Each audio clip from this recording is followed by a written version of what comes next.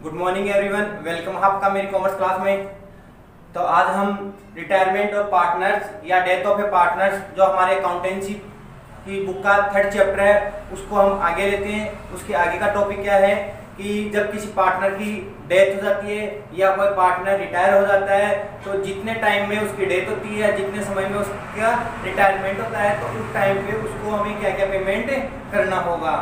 तो चलिए देखते हैं आगे क्या पढ़ते हैं हम कि आज के टॉपिक का क्या नाम है, रिटायरमेंट और death of A partner during the accounting year. कहने का मतलब है लेखा वर्ष के मध्य में, यानी किस टाइम पे उसकी डेथ हुई है या रिटायर्ड हो रहा है में साझेदार का अवकाश ग्रहण या मृत्यु। जैसे कि कोई पार्टनर है, आज 1 अप्रैल को बिजनेस में एडमिट हो गया या बिजनेस को हम चला रहे हैं 1 अप्रैल से, तो सडनली 2 महीने 6 महीने 3 महीने बाद में उस पार्टनर की डेथ हो जाती है या अवकाश रिटायरमेंट हो जाता है। तो जितने टाइम तक वो बिजनेस में रहा, जितने टाइम तक बिजनेस की एक्टिविटीज में वो इन्वॉल्व रहा, उतने टाइम तक के उसको क्या क्या पेमेंट किया जाएगा उसको हम आज ढंग से पढ़ेंगे। तो देखना, हम जो रिटायरमेंट हो रहा पार्टनर या पार्टनर की डेथ हो रही है तो उसको क्या क्या पेबल अमाउंट है, क्या क्या दिया जाएगा। तो ध्यान देना, first of all balance of his capital, यानी बिजनेस में जितनी कैपिटल है उसकी, बिजनेस में जितनी भी कैपिटल है उस कैपिटल का जो बैलेंस है उसको पार्टनर्स अकाउंट में, कैपिटल अकाउंट में, या उसके जो कैपिटल है एग्जीक्यूटिव का कैपिटल है या रिटायरिंग पार्टनर्स का जो कैपिटल अकाउंट है उसको क्या कर दिया जाएगा, क्रेडिट कर दिया जाएगा। तो इसको भी उसको पेबल किया जाएगा। दूसरा है इसमें बैलेंस ऑफ करंट अकाउंट। अगर उसका बिजनेस में करंट अकाउंट बैलेंस भी है तो उस बैलेंस को भी उसको पार्टनर्स कैपिटल अकाउंट या करंट अकाउंट में क्रेडिट किया जाएगा या दिया जाएगा। बात करते हैं हम आगे interest on capital. Interest on capital यानी जितने टाइम तक उसकी बिजनेस में कैपिटल थी, 2 महीने 4 महीने 6 महीने, उतने टाइम तक उसकी जो कैपिटल थी उस कैपिटल के ऊपर भी क्या आएगा, उसके इंटरेस्ट पेबल होगा। अगला है हमारे पास ड्रॉइंग, यानी पार्टनर्स ने 2 महीने के दौरान during the 3rd year 4th year, जो जितने भी ईयर या जितने भी मंथ हैं, जितने भी मंथ तक वो इसमें पार्टनरशिप में रहा उतने मंथ तक की जो ड्राइंग की थी उसको ड्राइंग को भी चार्ज किया जाएगा। अगला है इसमें इंटरेस्ट ऑन ड्राइंग। इस इंटरेस्ट ऑन ड्राइंग को भी, जो ड्राइंग उसने निकाली थी बिजनेस से विड्रॉल किया था, उस जो बिजनेस पे विड्रॉल किया था उस पे क्या चार्ज किया जाएगा, इंटरेस्ट चार्ज किया जाएगा। यानी 3 महीने के लिए अगर विड्रॉल किया है तो 3 महीने का इंटरेस्ट होगा, 6 महीने के लिए विड्रॉल किया है तो 6 महीने का क्या लगेगा, यहाँ पे इंटरेस्ट चार्ज होगा। अगला इसमें सैलरी, कमीशन, बोनस, ईटीसी। आगे जो आ रहा है हमारे पास वो आ रहा है सैलरी, कमीशन, बोनस। अगर जो रिटायरमेंट या डेथ हो रहा पार्टनर, वो पार्टनर को अगर सैलरी पे हो रही है या कमीशन हो रहा है या बोनस मिल रही है तो जितने टाइम तक वो बिजनेस की एक्टिविटीज में इन्वॉल्व रहा रिटायरमेंट से पहले तक, उतने टाइम का या उतने मंथ का उसमें कुछ सैलरी, कमीशन या बोनस उसके क्रेडिट अकाउंट, उसके अकाउंट में क्रेडिट कर दिया जाएगा। आगे हमारे पास जॉइंट लाइफ पॉलिसी।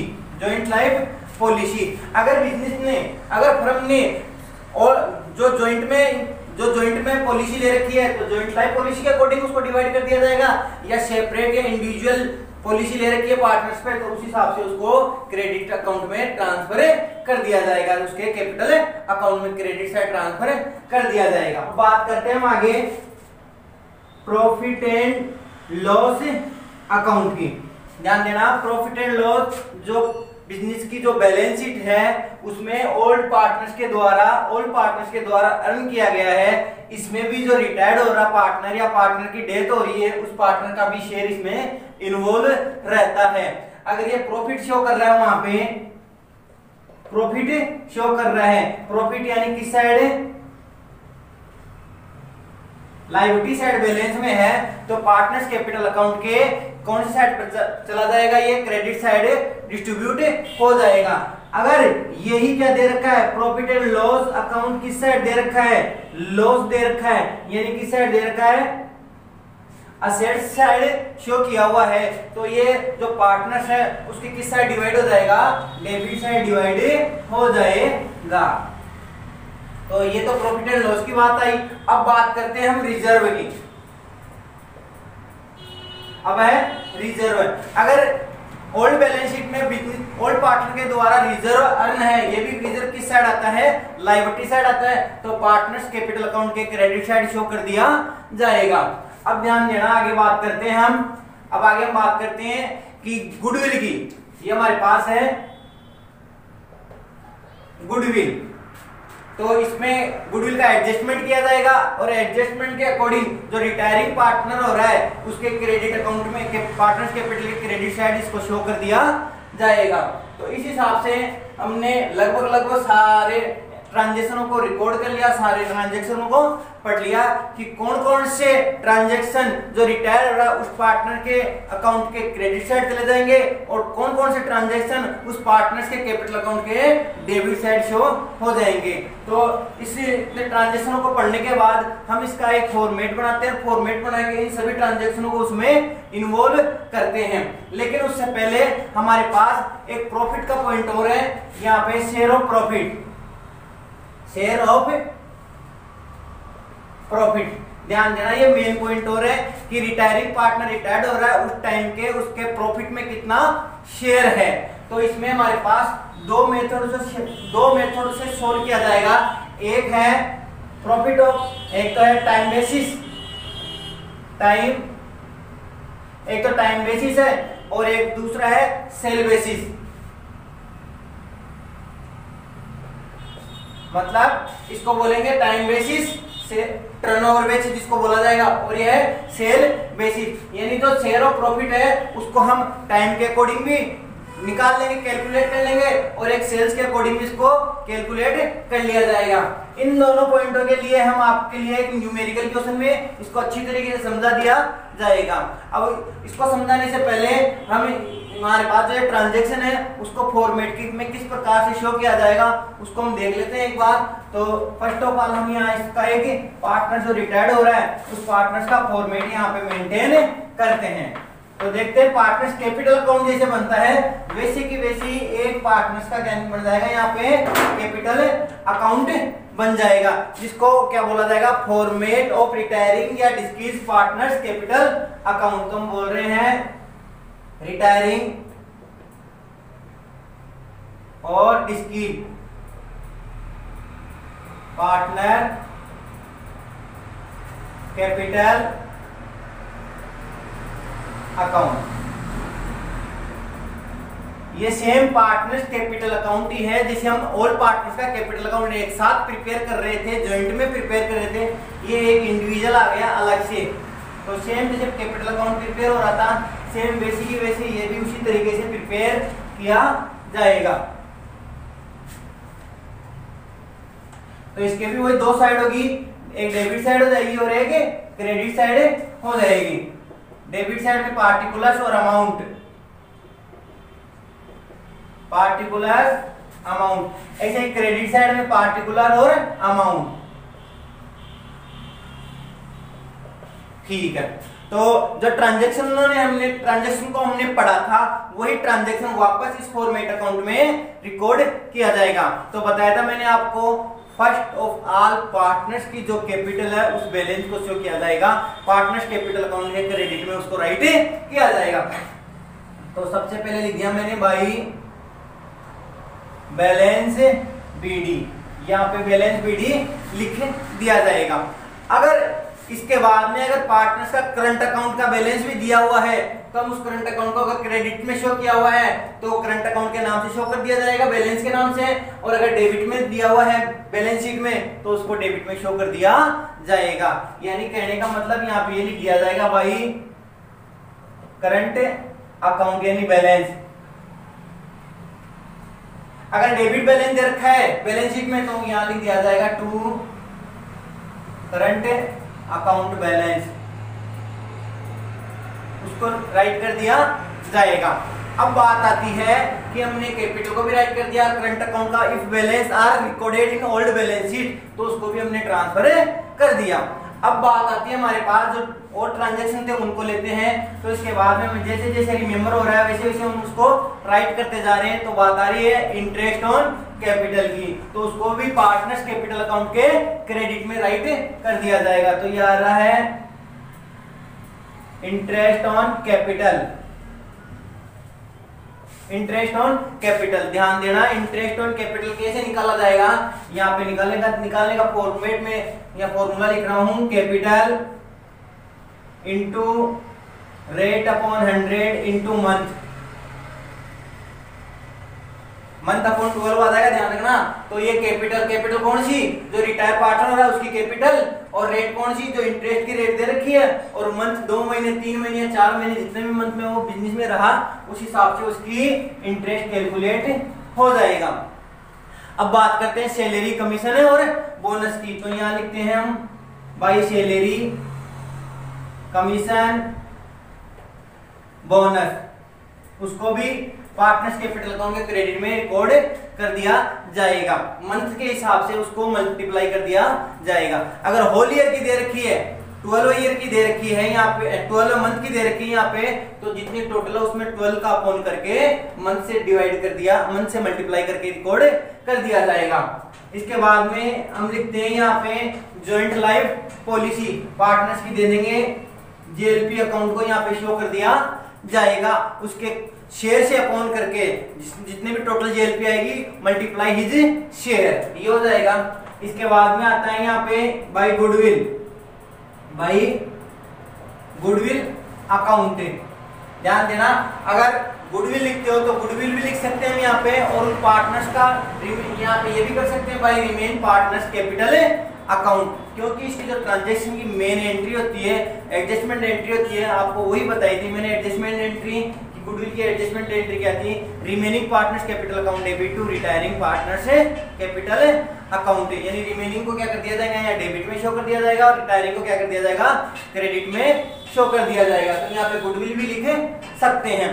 इसके बाद में हम आगे चलते हैं। तो आगे मैंने बताया था, अगर बिजनेस के लायबिलिटी में पार्टनर्स बिजनेस की जो बैलेंस शीट है उसकी लायबिलिटी साइड में प्रॉफिट एंड लॉस शो किया हुआ है, तो पार्टनर्स कैपिटल अकाउंट के क्रेडिट में उसको रिकॉर्ड किया जाएगा। तो यह आ जाएगा प्रॉफिट एंड लॉस अकाउंट का, ये भी क्या आ जाएगा, जो टोटल प्रॉफिट है उसको उसके शेयर से मल्टीप्लाई करके यहाँ पे रिकॉर्ड कर दिया जाएगा। इसके अलावा अगर लायबिलिटी में रिजर्व दे रखा है तो रिजर्व को भी यहाँ में मेंटेन करना पड़ेगा, reserve two by reserve account. अब लगभग क्रेडिट साइड का ट्रांजैक्शन कंप्लीट हो गए। अब हम डेबिट साइड चलते हैं कि डेबिट साइड किस किस को रिकॉर्ड किया जाएगा। तो डेबिट साइड में हमने एक ट्रांजैक्शन रिकॉर्ड कर लिया, if balance are show in current account in balance sheet, यानी बैलेंस शीट में अगर करंट अकाउंट का शो किया हुआ है तो उस करंट अकाउंट के बैलेंस को भी हमने शो कर दिया। अब बात आती है ड्राइंग की। ड्राइंग पता है हमें पार्टनर्स कैपिटल अकाउंट के डेबिट में शो किया जाता है, तो जो रिटायरिंग या डिस्प्यूट पार्टनर है उसके डेबिट में भी हम कर देंगे यहाँ पे to drawing account, to drawing account यहाँ पे डेबिट में शो कर दिया जाएगा। अब ड्राइंग उसने ड्राइंग कर लिया, विड्रॉल कर लिया, तो जितने टाइम तक उसने विड्रॉल किया था उस पे क्या चार्ज किया जाएगा, इंटरेस्ट चार्ज किया जाएगा। तो यहाँ कर दिया जाएगा टू इंटरेस्ट ऑन ड्राइंग। ध्यान देना, जिस प्रकार से आपने कैपिटल पे चार्ज किया था उसी प्रकार से यहाँ पे इंटरेस्ट पे चार्ज करना पड़ेगा। या दिया हुआ रहेगा कि 3 मंथ का 4 मंथ का यहाँ पे इंटरेस्ट चार्जेबल है इतना, तो उस हिसाब से चार्ज कर दिया जाएगा। इसके बाद में अगर बैलेंस शीट के असेट्स में, ओल्ड बैलेंस शीट यानी तीनों चारों पार्टनर जितने भी थी उसके असेट्स में अगर प्रॉफिट एंड लॉस का लॉस शो किया हुआ है तो पार्टनर्स कैपिटल अकाउंट के डेबिट में आ जाएगा टू प्रॉफिट एंड लॉस, ये भी उसका शेयर आ जाएगा। इस हिसाब से लगभग हमने पूरा कंप्लीट कर लिया। लेकिन अब ध्यान देना, ये जो डिस्क्रीज पार्टनर का कैपिटल अकाउंट बना रहे हैं तो इससे पहले एक अकाउंट मेंटेन होता है। इससे पहले एक अकाउंट मेंटेन था, कौन सा अकाउंट था, रिमेंबर आ रही हो, याद है आपको कौन सा अकाउंट है, यहाँ पे अकाउंट था रिवैल्यूएशन अकाउंट है। रिवैल्यूएशन अकाउंट बन रहा था तो ध्यान देना, रिवैल्यूएशन अकाउंट में जो प्रॉफिट या तो लॉस आ रहा था उसको भी किस में ट्रांसफर कर रहे थे, पार्टनर्स कैपिटल अकाउंट में ट्रांसफर कर रहे थे। तो भैया जो रिटायरिंग पार्टनर है उसको भी तो रिवैल्यूएशन का जो शेयर है वो प्रॉफिट है तो प्रॉफिट में शो कर दिया जाएगा, लॉस आ रहा तो लॉस में शो कर दिया जाएगा। अब ध्यान देना यहाँ पे अगर रिवैल्यूएशन अकाउंट हमने मेंटेन किया है, रिवैल्यूएशन अकाउंट में हमारे पास क्या शो किया हुआ है, प्रॉफिट में डिफरेंट आया है, यानी हमने रिवैल्यूएशन अकाउंट बना दिया है यहाँ पे और उसके यहाँ पे डिफरेंट आया टू प्रॉफिट एंड लॉस, यानी रिवैल्यूएशन का अंतर तो पार्टनर्स कैपिटल अकाउंट के क्रेडिट में यह शो किया जाएगा बाय रिवैल्यूएशन अकाउंट। ठीक है, अगर यहाँ पे लॉस है, क्रेडिट साइड में दिया हुआ था वहां पे बाय प्रॉफिट एंड लॉस, तो यहाँ पे जो रिटायरिंग पार्टनर कैपिटल है उसके डेबिट में दिया जाएगा रिवैल्यूएशन टू रिवैल्यूएशन अकाउंट, यानी इसके लॉस को डिस्ट्रीब्यूट या लॉस को बांट दिया जाएगा। तो इस प्रकार से लगभग सारे ट्रांजैक्शन हो गए और जो ट्रांजैक्शन है क्वेश्चन में आते हैं उन ट्रांजैक्शनों के हिसाब से यहाँ पे क्वेश्चन सोल्व किया जाएगा। यानी अगर प्रॉफिट जो शेयर बताया था मैंने, share of profit on the basis of turnover और on the basis of sales, उसके अकॉर्डिंगली उसको प्रॉफिट शो कर दिया जाएगा। तो यह यहाँ आ जाएगा बाय प्रॉफिट या सस्पेंस अकाउंट, प्रॉफिट सस्पेंस। इस प्रकार यहां आने के बाद पार्टनर्स कैपिटल अकाउंट का क्रेडिट का टोटल कर दिया जाएगा, पार्टनर्स कैपिटल अकाउंट का क्या कर दिया जाएगा, टोटल कर दिया जाएगा। यहाँ पे ध्यान देना जितना पार्टनर्स कैपिटल अकाउंट के क्रेडिट साइड का टोटल था उतना ही पार्टनर्स कैपिटल अकाउंट के डेबिट साइड का टोटल भी आना बहुत ही जरूरी है। अब क्या करेंगे हम, क्रेडिट साइड के टोटल का और डेबिट साइड के जितना टोटल आ रहा है उस टोटल का क्या निकालेंगे, डिफरेंस निकालेंगे। तो ये जो आ गई अमाउंट आपकी, ये पार्टनर्स कैपिटल अकाउंट के डेबिट साइड डिफरेंट आ जाती है। अब बात आती है कि इस डिफरेंट अमाउंट को किस नाम से शो किया जाए। ध्यान देना, अगर हम जो रिटायरिंग पार्टनर हो रहे हैं उसको रिटायरिंग के समय टाइम पे हम उसको पूरा का पूरा पेमेंट कर देते हैं, हम यहाँ पे तो पेमेंट कर देते हैं, तो यहाँ पे आएगा टू केस या बैंक अकाउंट के नाम आएगा BF कि भैया इसको इतना पेमेंट कर दिया जाएगा। ध्यान देना, अगर उसको पेमेंट नहीं करते हैं यानी इसको पेमेंट नहीं किया जाएगा, भाई इसका लोन अकाउंट में ट्रांसफर कर दिया जाएगा, इसके एग्जीक्यूटर को ट्रांसफर कर दिया जाएगा। तो यहाँ पे क्या नाम दे दिया जाएगा, टू हिज एग्जीक्यूटर, या रिटायरिंग पार्टनर हो रहा है उसका नाम लेके एग्जीक्यूटर का नाम ले दिया जाएगा। यहाँ पे एग्जीक्यूटर EXECUTORS एग्जीक्यूटर्स अकाउंट, यानी उसके एग्जीक्यूटर का अकाउंट का नाम लिख दिया जाएगा कि इतना पेमेंट या तो उसको कैश पेमेंट कर दिया, रिटायर हो रहा है, अगर किसी पार्टनर की डेथ हो जाती है तो उसके एग्जीक्यूटर का मतलब होता है उत्तराधिकारी, उसके उत्तराधिकारी को इतना पेमेंट हमें करना पड़ेगा। अब बात आती है अगर एग्जीक्यूटर के अकाउंट के नाम से ट्रांसफर करते हैं तो उसका एग्जीक्यूटर अकाउंट हमें यहाँ पे प्रिपेयर करना पड़ता है, मेंटेन करना पड़ता है। तो देखते हैं एग्जीक्यूटर अकाउंट किस प्रकार से बनेगा। तो एग्जीक्यूटर अकाउंट है वो बिल्कुल छोटा बनेगा। एग्जीक्यूटर अकाउंट जो रिटायरिंग पार्टनर है उसका नाम लिख दिया जाएगा retiring executor account, retiring partner executor account. तो उसी प्रकार कैपिटल अकाउंट की तरह इसकी भी दो साइड होती है, एक डेबिट साइड हो गई, एक क्रेडिट साइड हो गई। वही है जो डेबिट साइड है उसको पार्टिकुलर्स और अमाउंट से शो किया जाएगा, पार्टिकुलर्स अमाउंट, और जो क्रेडिट साइड है उसको भी किससे शो किया जाएगा, पार्टिकुलर्स और अमाउंट से। तो ध्यान देना, हमने एग्जीक्यूटर के अकाउंट में ट्रांसफर किया था, तो एग्जीक्यूटर के अकाउंट में ट्रांसफर किया है यहाँ पे पार्टनर्स कैपिटल जो रिटायरमेंट पार्टनर था उसके डेबिट में था, तो इस अमाउंट को एग्जीक्यूटर के अकाउंट ट्रांसफर कर दिया जाएगा, क्रेडिट साइड ट्रांसफर कर दिया जाएगा।